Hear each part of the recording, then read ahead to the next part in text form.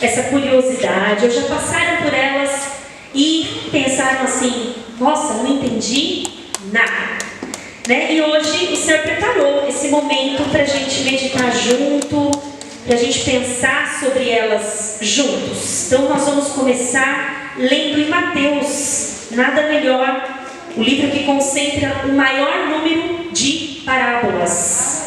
Mateus capítulo 13. Ah, mas nós vamos mergulhar nas parábolas agora? Não, hoje é só a introdução. Hoje nós vamos entender primeiro o que é parábola, para que você não saia por aí falando que é uma antena parabólica, né? Para que você não saia falando por aí parabola. É parábola. Amém? Nós vamos aprender isso. Então nós vamos entender por que Jesus escolheu esse modo de pregação. Mateus capítulo 13. E o versículo nós vamos ler a partir do 9. Livro de Mateus, capítulo 13 e o versículo 9. E aí a gente já vem ouvindo uma grande lição. Quem tem ouvidos para ouvir, que ouça. Né? Alguém aqui, principalmente quem é pai, quem é mãe, quando vai repreender o filho, te falei, você não tem ouvidos? É mais ou menos nesse sentido aqui, tá? Quem tem ouvidos para ouvir, ouça. Quem tem ouvidos nessa noite? Amém? Então, ouve. Versículo 10. E acercando-se dele os discípulos disseram-lhe: por que falas por parábolas? Ele quem?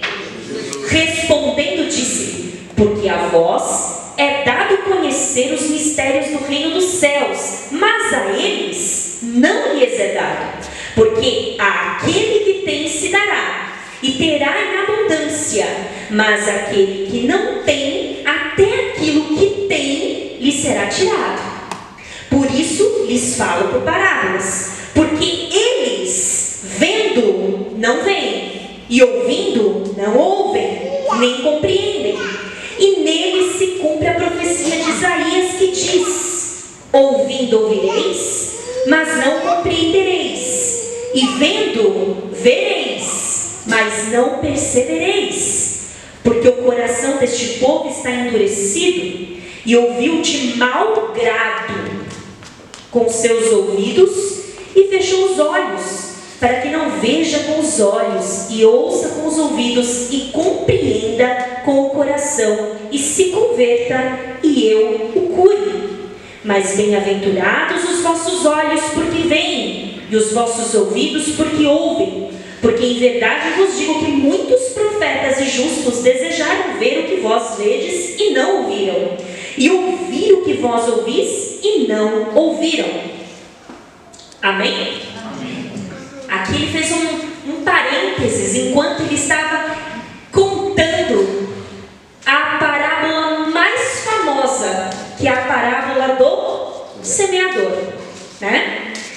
E ele abre esse parênteses aqui porque alguém vai perguntar para ele: peraí, por que o senhor está falando desse jeito? E a gente vai entender por que esses discípulos perguntaram para ele: por que o senhor está falando desse jeito? Amém? Vamos orar? Deus querido, Deus maravilhoso, muito obrigada, Senhor, por essa oportunidade. O Senhor sabe o quanto sou grata, Senhor, de estar aqui. O Senhor sabe, meu Deus, o quanto sou agradecida de estar aqui neste lugar. Muito obrigada, Senhor, porque o Senhor neste momento vai abrir os nossos ouvidos, abrir os nossos olhos, iluminar as nossas mentes, para que sejamos diferentes nessa noite. Em nome de Jesus. Amém. Está muito alto o microfone para vocês? Não? Então tá bom. Então olha só. Quem gosta aqui de ouvir histórias?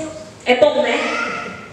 Desde criança a gente tem esse costume, né? De quando começa assim, era uma vez, a gente já gosta, né? Porque vai ser uma coisa que vai estimular o imaginário, né? E você vai começar a pensar sobre aquela história e a história influencia. Ela influencia mais do que um discurso, do que você apresentar fatos, notícia de jornal. Quando você começa a comparar, quando você começa a contar uma história, por exemplo, quando você fala assim, por exemplo, isso vai fazendo com que a gente imagine aquela situação. E tanto é verdade isso, que as parábolas de Jesus, que Jesus contou, são tão famosas que mesmo as pessoas não sabendo direito o que elas contêm, as pessoas do mundo usam às vezes os termos das parábolas de Jesus. Então, por exemplo, quando uma pessoa sai de um emprego, daquela empresa, e ela volta depois de 1 ano, 2 anos, o que as pessoas falam? Olha que bom, o bom filho a casa torna. Não foi criação dessa pessoa, a pessoa realmente lembrou do quê? A parábola do filho pródigo. Aí, quando uma pessoa também quer criticar as boas obras das outras, elas falam assim: ah lá, quis se aparecer, quis espancar o bom samaritano. Também é a parábola de Jesus. Se você perguntar para essa pessoa como é a parábola do bom samaritano, ela não vai saber. Mas ela sabe que o samaritano é que fez o ato de bondade. Então, o bom samaritano. Então, a história ela vai influenciando. E dependendo de quem conta, quando vai contando com aquela entonação de voz, quem escuta consegue imaginar, sentir o cheiro. Tudo depende de quem conta. Vai contando, você vai fechando os olhos e você vai imaginando o cenário, você vai imaginando o contexto. Daqui a pouco você se vê lá, transportado para lá, naquela época. E aí você começa a imaginar a roupa das pessoas, o cabelo das pessoas, o que as pessoas estavam enfrentando, os problemas. E era exatamente isso que Jesus fazia. Exatamente isso. E Jesus era um verdadeiro mestre em criar esse ambiente, criar essa história, criar essa forma de pregar. E as multidões, elas se sentiam atraídas. E era muito difícil Jesus pregar sem que ele estivesse, por exemplo, num barco de pesca, porque senão ele ia ser espremido pela multidão, era muita gente. Então as pessoas ficavam no cume dos montes para ouvir Jesus, as pessoas ficavam ao redor da praia, onde eles sabiam que Jesus estaria, eles estavam também para ouvir essas parábolas, para ouvir essas comparações. E ele, por sua voz, sua criatividade, seu poder e autoridade, captava a atenção dessas pessoas, captava a atenção de forma que as pessoas nem piscavam, elas imaginavam mesmo. E alguns estudiosos dizem que prende a nossa atenção testemunhos, experiências pessoais. É tão verdade que uma pessoa pode estar pregando aqui, a sua mente está tão fora, mas aí quando a pessoa fala assim, então isso aconteceu comigo, o que você faz? Peraí, deixa eu ver o que aconteceu. Primeiro, porque a gente gosta de saber da vida dos outros. E segundo, porque é muito interessante você ouvir uma história parecida que possa aplicar na sua vida. Olha, ela também passa por isso. Então, em seguida, o que chama mais a atenção das pessoas são as fábulas, são as histórias, são as parábolas, certo? E ele conseguia contar a história e conectar com a realidade. Então ele pegava o quê? Ele pegava relatos de agricultura, que era o dia a dia daquele povo. Ele pegava comércio para colocar na história. Não eram histórias copiadas, eram histórias criadas por Jesus, criadas naquele momento, naquele instante, conforme a necessidade das pessoas. E se não fossem elas importantes para nós, Carol, mas as parábolas foram contadas naquele tempo. Se as parábolas não fossem importantes para nós, se elas não tivessem nenhuma aplicação na nossa vida, elas teriam sido registradas? Não. Tanto é que nós temos mais de 40 parábolas. Textinhos grandes, textinhos pequenos. Textinhos grandes, textinhos pequenos. Mas contando tudo, dá mais ou menos 44 a 45 parábolas. E cada uma delas tem um propósito, uma função, um destino. Aí você pode até pensar, por que Jesus usou essa ferramenta? Você já deve ter ouvido algum pregador dizer, eu mesma na minha ignorância já disse, que as parábolas são jeitos fáceis de entender o reino dos céus. Isso é verdade? A gente acabou de ler aqui que não é verdade. O que Jesus fez? Vamos voltar lá, Mateus Mateus, nós vamos ler só os títulos, tá bom? Só para vocês verem qual era o jeito que Jesus ele pregava. Então, a gente vem ali, em a tentação de Jesus, que é Mateus 4, a gente vê o livro de Mateus contando os títulos, Jesus na Galileia, os primeiros discípulos, né? Mateus 4. Aí, nós vemos no Mateus 5 o quê? As bem-aventuranças do Sermão do Monte, onde Jesus desce o cajado, ele fala direto, não tem parábola aí, não tem. Pode ler à vontade que não vai ter, vai ser assim, é chicote estralando do começo ao fim, certo? A gente já estudou o Sermão do Monte aqui e a gente viu o quanto o Senhor Jesus ensinou e não usou parábolas. Capítulo 6, ele vai falar sobre a importância da oração, a importância das esmolas, a importância do jejum. Capítulo 7, ele vai falar sobre não julgar o próximo, o hábito que nós temos de julgar os outros. Ele vai falar dos falsos profetas, ele vai falar da bondade de Deus. Ele não vai usar parábolas. E aí os discípulos estão acostumados com esse estilo de pregação, direto e reto. Aí nós vamos lá, como devemos seguir a Jesus, a cura, aí vem os relatos de milagres. Capítulo 9, o paralítico de Cafarnaum. Capítulo 10, a gente vai vendo aqui ele tendo esses ensinamentos, sem parábolas. Depois vai falar sobre João Batista, depois vai falar do sábado, depois vai falar sobre o jugo dele. Vinde a mim, todos que estáis cansados e oprimidos, que eu vos aliviarei. O meu jugo é suave, o meu fardo é leve. Tem alguma parábola aí? Não, é direto, me segue. Se o mandamento, se o fardo estiver pesado, não é meu. Porque o meu fardo, o meu jugo é leve e suave. Certo? Até aí tudo bem. Aí no capítulo 13 tudo muda. Capítulo 13 tudo muda. Ele deixa de pregar desse jeito, direto e reto. Arrependei-vos, né? Você está errado, tem que perdoar, não pode julgar. Ele para com isso. E ele entra em parábolas. E aí a gente entende o quê? Que as parábolas elas não foram feitas para serem manipuladas, elas não foram feitas para serem interpretadas do jeito que a gente quer, certo? Elas não foram feitas para nós pegarmos e falarmos assim, essa parábola, para mim ela quer dizer isso, eu acho que ela quer dizer isso. Não, ela já tem uma interpretação e nós estamos aqui para entender essa interpretação. Ela não foi feita para se adequar aos nossos caprichos pessoais, tanto é que ela nos convida, ao ler a parábola, você tem que sempre pensar, onde que eu me encaixo nessa parábola? Onde eu estou na parábola? Você está. Em cada parábola você está. Nós vamos ver isso. E o objetivo então, qual que era? A gente não pode adicionar, a gente não pode subtrair, simplesmente entender a intenção de Jesus. Que ao contar histórias, ele queria revelar o reino dos céus. Mas era para todo mundo? É aí que está o ponto. Então a parábola ela não foi contada para facilitar. Até o capítulo 13, sim, ele falou do evangelho, ele falou da palavra, ele falou de Deus. E o que aconteceu com o povo? Perseguia ele, julgava ele, criticava ele. Então ele falou, agora eu vou falar por parábola. Porque esse povo vai ver e não vai entender. Vai ouvir e não vai compreender. Quem vai compreender é somente para quem eu explicar. Olha isso.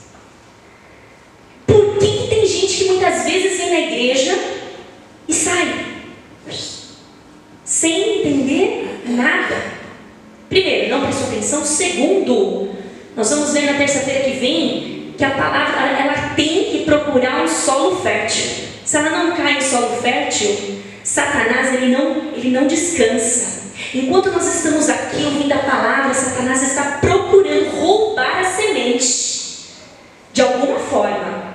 É notificação no celular, é um barulho, é uma distração, algum jeito, um pensamento, uma preocupação. Ele vai tentar tirar a semente da sua mão, ele arranca. Ele arranca porque ele veio para matar, destruir e roubar. Papel dele. E então Jesus ele usou então essa ferramenta. Então o que é parábola? É uma narração, é uma contação que traz uma lição que vai enriquecer a sua vida. De forma que você vai ler e vai fortalecer uma virtude em você. Vai fortalecer a sua moral. Vai te dar uma cajadada, sim. Vai te dar uma correção, sim. Mas vai te fortalecer, vai te abrir o entendimento. E ele vem do grego parabolê, que quer dizer o quê? Comparar. Certo? São comparações, analogias. Quando você escuta um pregador falando assim, agora eu vou fazer uma analogia aqui, ou seja, eu vou pegar um exemplo semelhante e vou colocar um do lado do outro. Um exemplo, vamos lá. Aquela menina é tão bonita como uma flor. Você conseguiu entender a beleza da menina? Sim.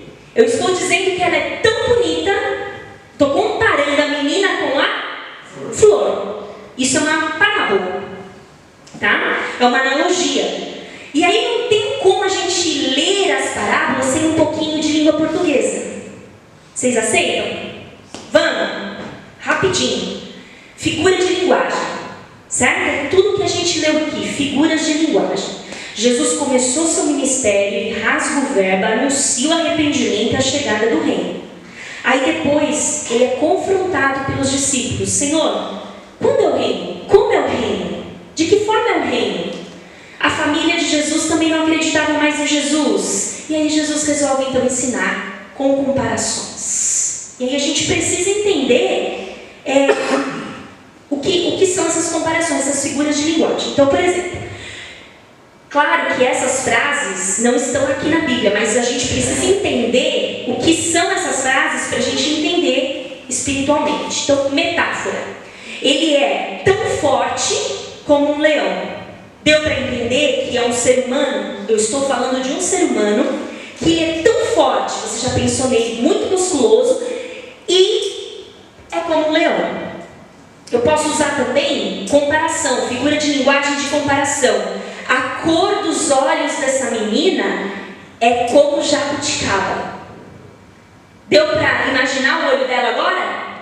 Era isso que Jesus queria. Olha, a cor dos olhos dessa menina é como jabuticaba. Outra coisa, a gente escuta muito no jornal. Aconteceu uma bala perdida. A bala tem vida? Não. Ela tem poder para se perder? Não. Ela não se perde. Isso é uma figura de linguagem. Mas você sabe que ela foi atirada sem direção e tá lá. Não é assim? Você imagina. Outra coisa. Aquela irmã tem as maçãs do rosto rosadas. O rosto tem maçã? Maçã, fruta. Tem uma fruta aí? Não. Mas quando eu falo para você, a maçã do seu rosto está rosada, o que você sabe? Está vermelha. Minha maçã do rosto é aqui, ó. A boca da garrafa. Garrafa tem boca? Boca, sim, boca. Não, mas quando eu falo para você a boca da garrafa, você já sabe que é o gargalo. Certo? O braço da cadeira. Cadeira é ser humano? Não, mas ela tem braço. Quando a gente fala o braço da cadeira. Pé de limão. O limão tem pé? Não, mas quando eu falo pé de limão, você já sabe do que eu estou falando. Me dá um dente de alho. O alho tem dente? Não. A batata da minha perna está doendo. A sua perna tem batata? Não, é panturrilha. Mas quando você fala, todos entendem. A pele do tomate. O coração se derrete. Todas essas expressões levam a gente a entender, olha, a pessoa estava no culto e o coração dela se derreteu. se derreteu, e aí você pode até falar, como cera. E aí você imagina a cera, você sabe que aquela pessoa se quebrantou na presença de Deus.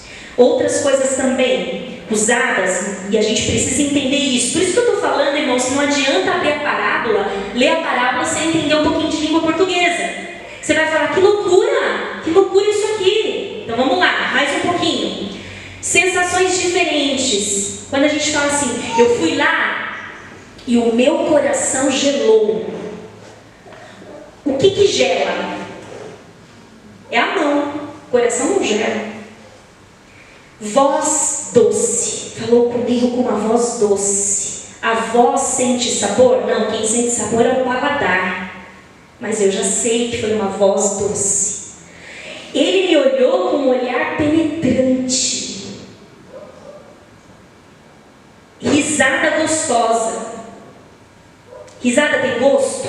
Não, mas quando eu falo ele deu uma risada gostosa, ele me deu uma resposta seca. O que ele quis? O que ele foi com você? Grosso. Mas quem que sente o que é grosso? A mão. Mas foi uma metáfora, uma forma. Quando eu falo assim para vocês também, o rei está voltando, eu preciso falar que é Jesus? Não, automaticamente vocês já imaginam que é Jesus. Se eu falar assim para vocês, o rugido do rei das selvas, de quem que eu estou falando? Do leão. Se eu falar para vocês assim, a terra da garoa, São Paulo. O melhor amigo do homem, cachorro. Cidade maravilhosa, Rio de Janeiro.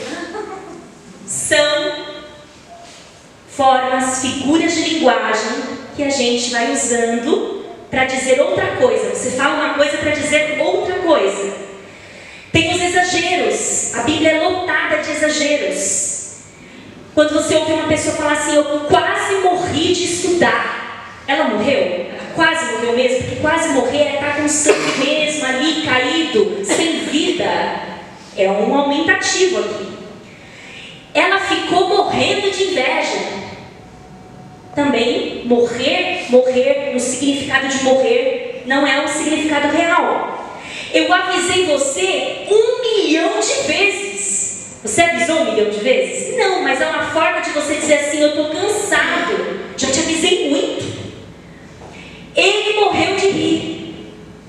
Né? Às vezes está contando, nossa, eu contei isso aí, ele morreu de rir. Coitado, foram no velório dele. Não, ele morreu de rir porque ele realmente não tinha nem forças para reagir, de tanto que ele riu.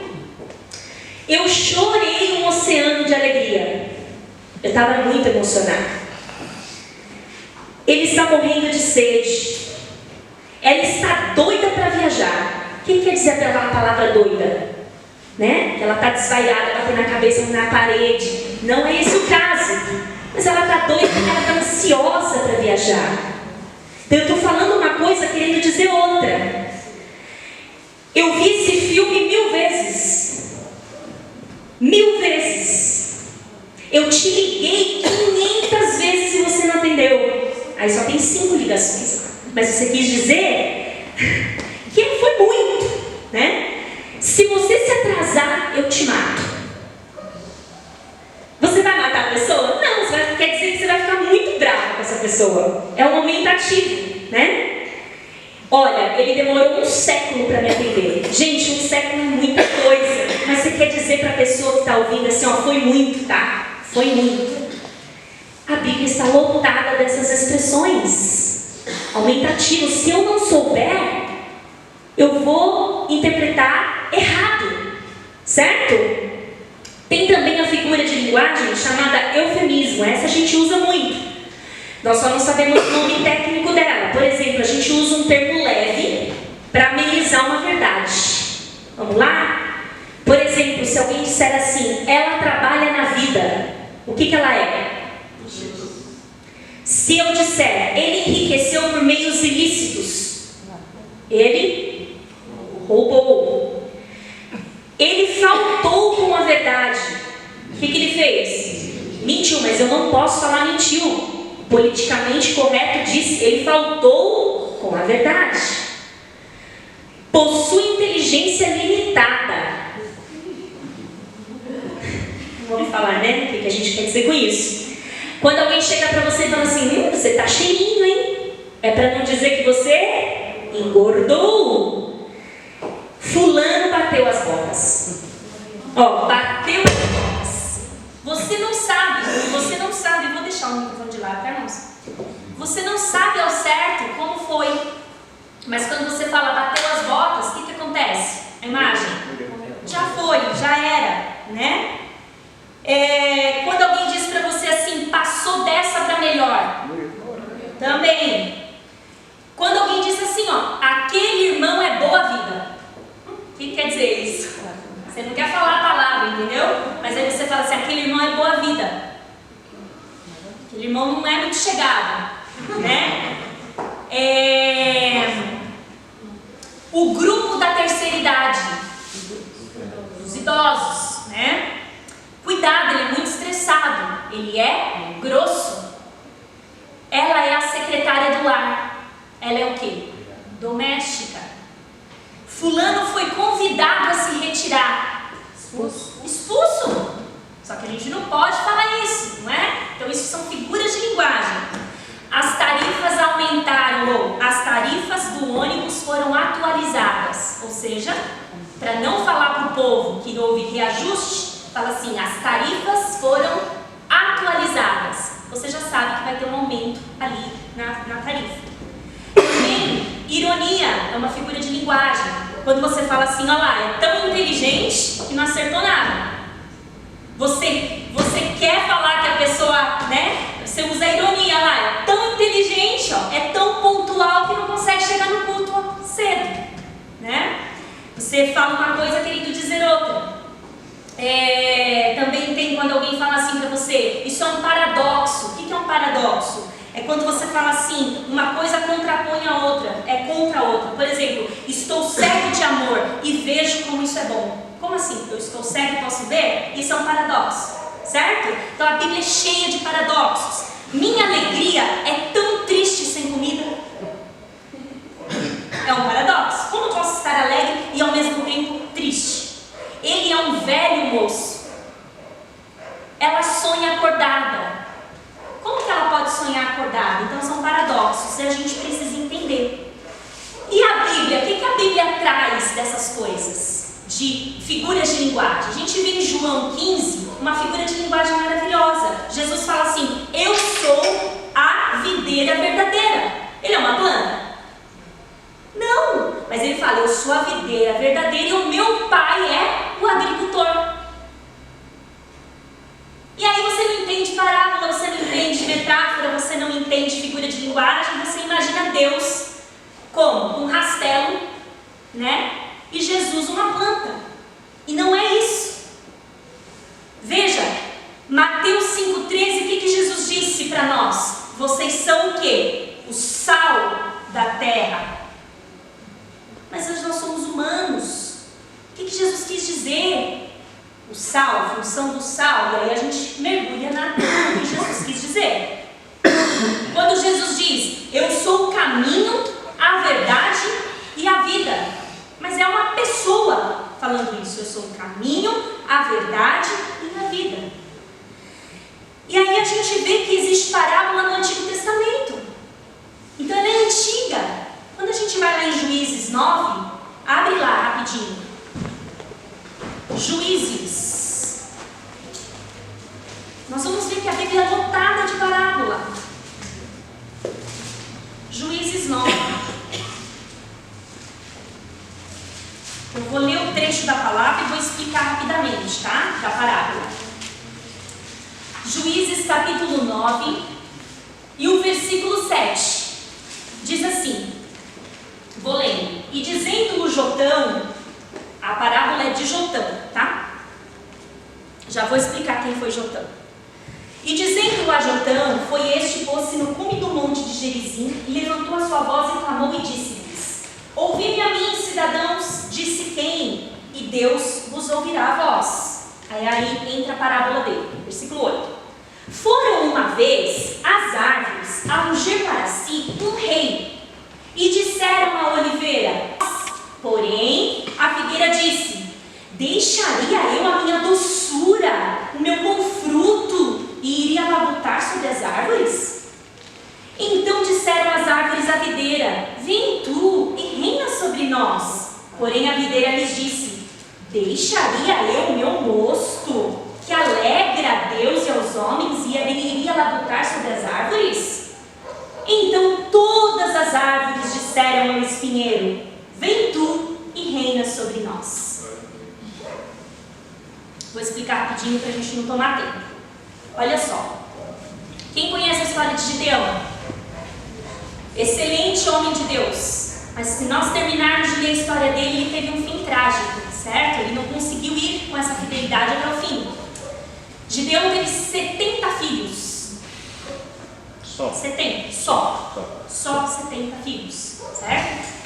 E um deles, chamado Abimeleque, ele teve como escrava, lá de Siquém.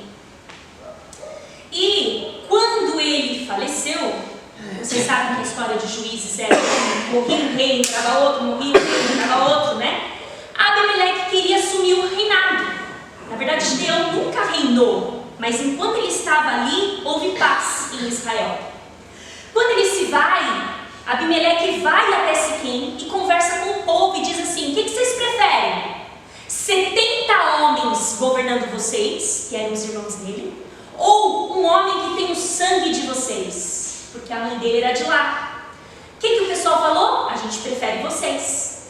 Então, o pessoal vendeu lá a prata, o ouro, deram na mão dele. Aí a Bíblia fala que ele encontrou 2 homens de mau caráter no caminho, chamou esses homens, foram até a casa de Gideão, onde Gideão deixou os filhos, e matou os 70 irmãos sobre uma pedra. Certo? E só sobrou um, mais novo, que era Jotão. Era o caçula. Ele escapou, ele se escondeu, ele não foi morto. Quando Jotão soube que Abimeleque volta para lá e fala assim: gente, agora quem é rei sou eu. Já fiz a obra, né? Os irmãos foram mortos. E aí Jotão começa a contar essa parábola. Ele não podia falar claramente o quão mau era Abimeleque, mas ele queria dizer assim: será que as árvores nobres vão se deixar governar por um espinheiro? Então ele fala assim, ó: a videira é nobre, não quis. A figueira é nobre, não quis. A oliveira é nobre, também não quis. O espinheiro quis. Quem era o espinheiro da parábola? Abimeleque. E aí o final vocês leem depois. Então essa foi uma parábola que tem no Antigo Testamento. A outra está em 2 Samuel, muito conhecida, muito pregada. 2 Samuel, capítulo 2, 12. E o versículo 1 ao 15, nós não vamos ler, nós só vamos abrir, segurar aí. Depois a gente lê em casa, se você tiver curiosidade, você lê. Davi tinha acabado de pecar, né? E Natã foi enviado ali, o profeta Natã foi enviado ali para falar com ele e conta uma historinha para ele. Fala assim: olha, rei Davi, tinham 2 homens. É como se ele dissesse assim: era uma vez, rei Davi, 2 homens, um rico e um pobre. O rico tinha ovelha, boi e tinha muita criação. O pobre tinha uma cordeirinha, uma ovelhinha, e essa ovelhinha comia com ele, dormia com ele, brincava com os filhos dele, era doméstica, ele acostumou com essa ovelhinha. E um dia o homem rico recebe uma visita, um viajante, e ele quer fazer um jantar para esse viajante. E ao invés de ele olhar para a sua riqueza e tirar dos seus bois, das suas ovelhas, que eram muitas, ele vai e toma a ovelhinha do pobre. E aí ele nem termina direito de falar, Davi fala: quem é ele? Merece morrer. Aí Natã fala: então é você. Uma parábola. Não tem essa história. Não tinha um homem rico nem um homem pobre. Entendeu? Ele só usou isso aí para explicar a situação para Davi. Outra parábola, Isaías 5. Vamos lá, Isaías 5. Isaías, capítulo 5.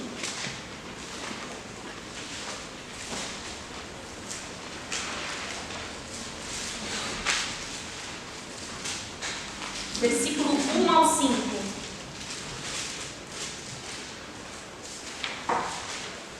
Diz assim: agora cantarei ao meu amado o cântico do meu querido a respeito da sua vinha.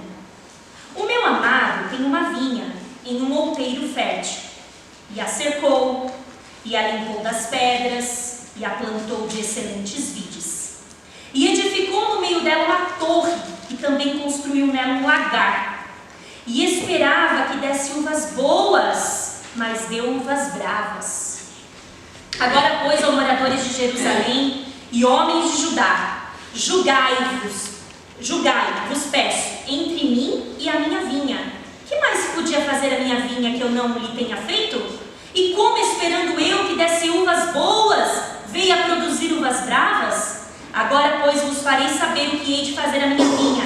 Tirarei a sua sebe para que sirva de pasto, derribarei a sua parede para que seja pisada, e a tornarei em deserto. Não será plantada nem cavada, mas crescerão nela sarças e espinhos, e as nuvens darei ordem que não derramem chuva sobre ela. Existia mesmo esse amigo? Não. A vinha, nação de Israel, sempre querendo dizer outra coisa. Homens de Judá, a plantação que ele amava. Esperava a justiça, houve derramamento de sangue. E esperava retidão, ouviu gritos de aflição. Israel teve tudo isso cumprido na sua vida. Tudo que ele rejeitou, né? O amigo tinha uma vinha na encosta, numa colina fértil, cavou a terra, tirou as pedras, plantou as melhores videiras, construiu uma torre de sentinela para ficar olhando, para ficar cuidando, e fez um tanque para prensar as uvas. Sua expectativa era que tinham uvas boas, nascessem uvas boas. E o que aconteceu? Uvas más, amargas. Foi exatamente isso que aconteceu com Israel. Todo sacrifício, todo cuidado, todo o amor de Deus para a produção de uvas boas, e Israel só conseguia produzir uvas más, azedas, indigestas. Ezequiel 19 é outra parábola, não precisa abrir, não vai dar tempo. Ezequiel 23, a parábola das duas irmãs adúlteras, tudo para falar de Israel. Ezequiel 24, a parábola da panela, né? Nós vamos ver a história do cinto, né? Símbolos diversos que a Bíblia traz para falar outras coisas. E nenhuma parábola ela deve ser lida, então, fora do seu contexto, certo? A gente aprende isso. Não dá para ler uma parábola fora do contexto. Então, não dá para você pegar a parábola do semeador e pegar um versículo só e falar desse um versículo sem você entender o todo. Não dá. Vai passar vergonha. Não dá. Certo? Não dá. Tem que ler do começo. Porque Jesus começou a falar desse jeito, ele pregava direto e reto, e de repente ele começou a falar desse jeito. Qual é a função? A gente tem que entender que capítulos e versículos não têm significado na Bíblia. Eles só existem para que facilitem a nossa vida de achar, certo? A Bíblia não está em ordem cronológica. Não quer dizer que primeiro foi escrito Gênesis, depois Êxodo, depois Levítico. Não quer dizer. Ela está assim, desse jeito, para ser fácil de achar, fácil de encontrar. Tanto é que se eu falo para vocês, abre a Bíblia aí, Isaías 11. Se ela não tivesse capítulo, se ela não tivesse versículo, como que você ia encontrar Isaías 11 na sua Bíblia? Não ia dar. Então por isso ela tem essa sequência. Mas não é uma sequência que é revelada. Entendem? É organização só. Certo? E o que eu preciso então, para resumir, o que eu preciso então fazer quando eu leio a parábola? Eu preciso perguntar assim, ó. Para quem essa história foi contada? Primeira coisa que eu preciso fazer. Não, mas Deus está me dando uma revelação aqui sobre essa parábola. Eu sei, mas primeiro raciocina. Para quem essa parábola foi contada? O que estava acontecendo lá? Quem que estava no poder? Quem que estava governando? O que Jesus estava passando? O que os discípulos estavam enfrentando? Essas são as perguntas que vocês precisam fazer quando vocês estão lendo a parábola. Outra pergunta: quais lições dessa parábola eu consigo extrair e aplicar no meu dia a dia? Na minha vida, na minha família, no meu trabalho? O que eu consigo aplicar? Onde eu me encaixo nessa parábola? Eu sou o joio ou eu sou o trigo? Eu sou a ovelha perdida ou eu sou a ovelha que ficou? Eu sou o filho pródigo ou sou o filho que voltou e viu a festa? Quem sou eu nessa parábola? Eu sou a virgem louca ou sou a prudente? Eu sou o coração que recebe a semente boa ou eu sou o coração endurecido? Quem sou eu? Todas elas você está. Todas elas. Em todas as parábolas nós estaremos. Nós só precisamos nos localizar. E aí Deus começa a falar com você. Opa, estou sendo joio. Não estou sendo prudente. Não estou sendo candeia. O meu candeeiro está debaixo da cama. Não está iluminando. E outra coisa. Não adianta ler uma vez e fechar e dizer assim: não entendi, não vou entender, é difícil para mim. Tem que ler 1, 2, 3, 4, até entender. Parábolas do Senhor. Amém? Jesus estava pregando então para um povo rebelde, tá? Ele escolhe então contar o resumo dessa história. Ele escolhe contar as parábolas privadamente aos discípulos. Então Jesus começa, então muda o discurso, para de pregar daquele jeito, começa a pregar por parábola e vem os discípulos. Depois que ele termina: Senhor, onde a gente começou lendo, Senhor, o que aconteceu? O que o Senhor quer dizer? Explica pra gente, a gente não entendeu nada. E aí é onde ele fala. O povo que ele estava escondendo o mistério não merecia. Já tinha ignorado demais. Já tinha rejeitado demais. A verdade seria revelada somente àqueles que aceitaram o ministério de Jesus. Era um enigma para o resto. Um tesouro para o resto. Tá, a semente cai no solo fértil, lá. A gente só sabe a interpretação porque a interpretação foi escrita. Porque se ela não tivesse sido escrita, nós íamos ficar com essa parábola na mão e tentando: eu sou a semente ou eu sou o semeador? Eu sou. Mas ele deixou escrito a interpretação para nós, porque tem prazer em fazer com que nós entendamos. Porque ele ocultou do resto. Ele escondeu do resto. Ele falou: esse povo vai ver, mas não vai enxergar. É que nem você escutar inglês quando você não sabe, né? Você está ouvindo, mas não está entendendo. Assim será para aqueles que ignorarem a palavra de Deus. Para alguns, a parábola vai abrir o entendimento. Ah, então é isso? Que interessante. Então aqui é o meu coração. Para outros, a parábola vai fechar o entendimento. Vai falar: não entendi nada. Nada. E quem são esses? Não entendi nada, não quero nada. São aqueles que teimam. São os rebeldes. São aqueles que são teimosos. Lembra uma vez que quando nós estávamos estudando Romanos aqui, que eu falei que uma das piores coisas da vida, do planeta, do céu e da terra, é Deus entregar o homem a ele mesmo. É a pior coisa. Por exemplo: vem, não quero, vem, não quero, vem, não quero, não quero. Agora eu quero, agora você não quer. Foi isso que aconteceu com o Faraó. Liberta meu povo. Não. Liberta meu povo. Não. Liberta meu povo. Não. A hora que ele falou liberta, ele mesmo falava: não vou libertar. Era próprio Deus endurecendo o quê? O coração. Tanto é que o versículo fala: e Deus endureceu o coração de Faraó. Ou seja, ele queria, mas aí não podia mais. Isso é quando Deus entrega o homem para ele mesmo. Pá. Não quer? Ok para mim. Então por isso que eu falo que essa é a pior coisa que pode acontecer na vida do homem, na vida da mulher. Quando Deus fala assim, então tá bom. Tá teimando? É com você então agora. Irmãos, não. Pior coisa da vida. Pior coisa da vida. Porque daí você vai querer e não vai poder. A sua própria vontade vai ser contra você. Porque Ele manda na sua vontade. Por isso que nessa noite, Senhor, abre os meus olhos, abre os meus ouvidos. Eu quero entender. Eu quero que o Senhor seja assim, semente fértil dentro de mim, né, do meu coração. E aqueles que teimam em não se arrepender, quando eles quiserem se arrepender, já não serão capazes de fazer. Por isso que, voltando para o início, quem tem ouvidos para ouvir, ouça. Amém? Amém. Deu para entender?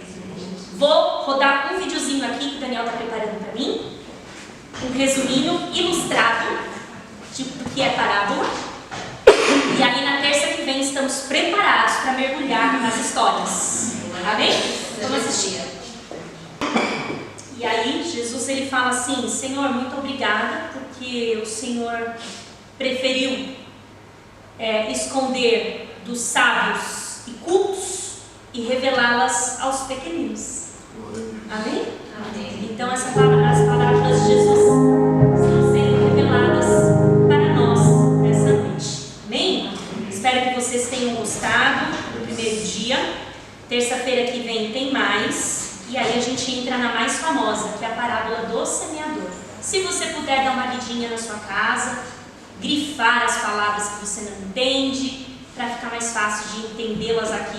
Amém? A gente aprende junto, a gente descobre junto, né? Ninguém sabe tudo. Eu aprendo com os irmãos, o pastor Afonso aprende com os irmãos, e juntos aprendemos e o Senhor vai nos ensinando. Amém? Ninguém sabe mais